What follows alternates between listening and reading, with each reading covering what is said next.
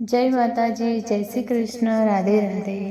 મિત્રો, વિડીયોની શરૂઆત કરીએ પહેલાં જો તમને વિડીયો ગમે તો લાઈક શેર કરી દેજો ને ચેનલ પર જો તમે નવા હોય તો ચેનલને સબસ્ક્રાઈબ જરૂરથી કરજો. તો ચલો વિડીયોની શરૂઆત કરીએ. ચાણક્યની નીતિ અનુસાર આ કેવા લોકોને ક્યારેય પૈસા ઉધાર ના આપવા જોઈએ તેના વિશે આજે આપણે વિડીયોમાં જાણીશું. તો ચલો શરૂઆત કરીએ. ચાણક્ય નીતિ. ચાણક્ય અનુસાર આ લોકોને ક્યારેય પૈસા ઉધાર ના આપો, નહીં તો તમારા પૈસા ખોવાઈ જશે. જો તમે તમારા જીવનમાં આચાર્ય ચાણક્ય એટલે કે ચાણક્ય નીતિના ઉપદેશોનું પાલન કરો છો તો તમે ઘણા ફાયદા અનુભવી શકો છો. તો આજે અમે તમને જણાવવા જઈ રહ્યા છીએ કે આચાર્ય ચાણક્ય અનુસાર કોને ક્યારેય પૈસા ઉધાર ના આપવા જોઈએ, ભલે તેઓ તમારી ગમે તેટલા નજીક હોય તેમને પૈસા ના આપો. ચાણક્ય નીતિમાં જણાવેલું છે કે તમારે ક્યારેય મૂર્ખને પૈસા ઉછીના ના આપવા જોઈએ, કારણ કે આવા વ્યક્તિઓ પૈસાનો યોગ્ય રીતે ઉપયોગ કેવી રીતે કરવો તે જાણતા નથી અને સંભવિત રીતે તેને ગુમાવી શકે છે.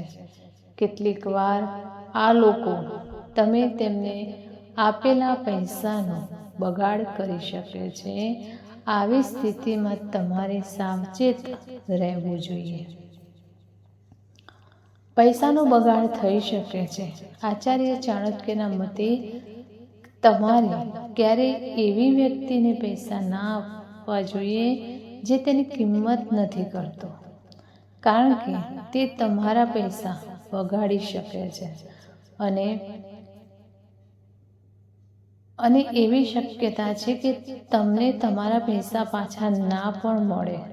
તેથી ચાણક્ય નીતિ અનુસાર આવા લોકોને પૈસા આપવાનું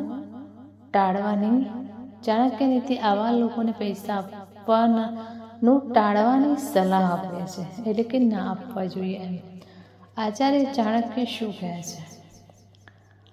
આચાર્ય ચાણક્ય કહે છે કે કોઈ વ્યક્તિ તમારા માટે ગમે તેટલી ખાસ હોય, જો તેમને ખરાબ ટેવો હોય અથવા ડ્રગ્સનો વ્યસની હોય તો તમારે તેમને ક્યારેય પૈસા ઉછીના ના આપવા જોઈએ, કારણ કે આવા વ્યક્તિ પાસેથી તમારા પૈસા પાછા મળવાની કોઈ શક્યતા નથી, પરંતુ તેઓ પૈસાનો ઉપયોગ તેમના વ્યસનને વધારવા અને તેમના જીવનને બરબાદ કરવા માટે પણ કરી શકે છે.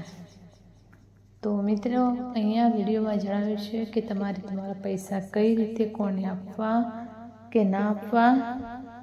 તો વિડીયો અહીંયા સમાપ્ત કરીશું. તો કેવો લાગ્યો તે કોમેન્ટમાં જરૂર જણાવશો. તો ફરી મળીશું આવા જ એક નવા વિડીયો સાથે.